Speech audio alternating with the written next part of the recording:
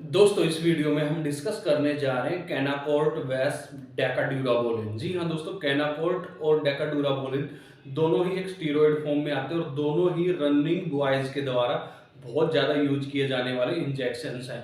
तो अब बात आती है दोस्तों, अगर यूज करने की बात आती है तो इन दोनों में से बेहतर इंजेक्शन कौन सा होता है।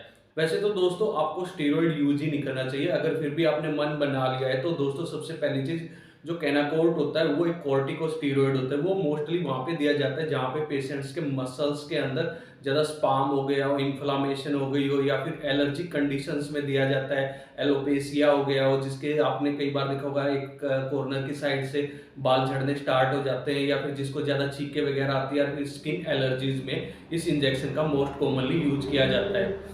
अब इसको अगर कोई रनिंग के लिए यूज कर रहा है तो वहां पे ये एक स्टीरॉयड होता है, जैसे आपकी बॉडी के अंदर इंजेक्ट होता है।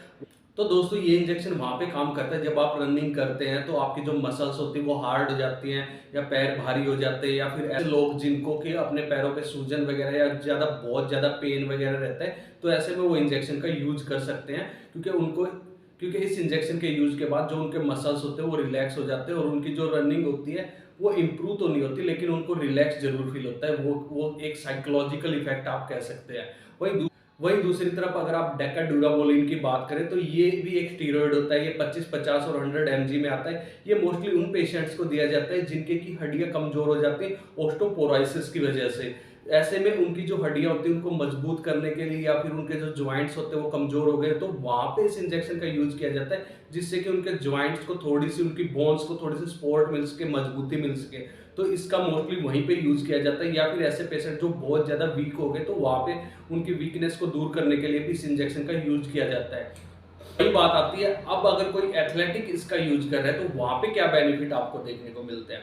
अब आप रनिंग करते हो और इस इंजेक्शन का यूज करते हो तो वहां पे सबसे पहली चीज, अगर आप एक इंजेक्शन लेते हो और इसके साथ एक अच्छी डाइट लेते हो तो वहां पे आपका जो वेट होता है वो गेन होना स्टार्ट हो जाता है, और ये हल्का फुल्का आपको आपके स्टेमिना में इंप्रूवमेंट दे सकते हैं। लेकिन ये चीज याद रही, ये आपका वेट गेन 101% करेगा। के बाद आपको बहुत जोरों का पैरों में दर्द होता है तो वहां पे भी आपको हल्का फुल्का रिलीफ इस इंजेक्शन को लेने से मिल सकता है। इनके कंपैरिजन के बेस पे ये आपकी बॉडी के अंदर क्या काम करते हैं, आपको क्या इनसे जरूरत है, किस वजह से आप इसको ले रहे हैं, आप आइडिया लगा सकते हैं कौन सा इंजेक्शन आपके लिए परफेक्ट है और कौन सा इंजेक्शन आपको ज्यादा बेनिफिट दे सकता है।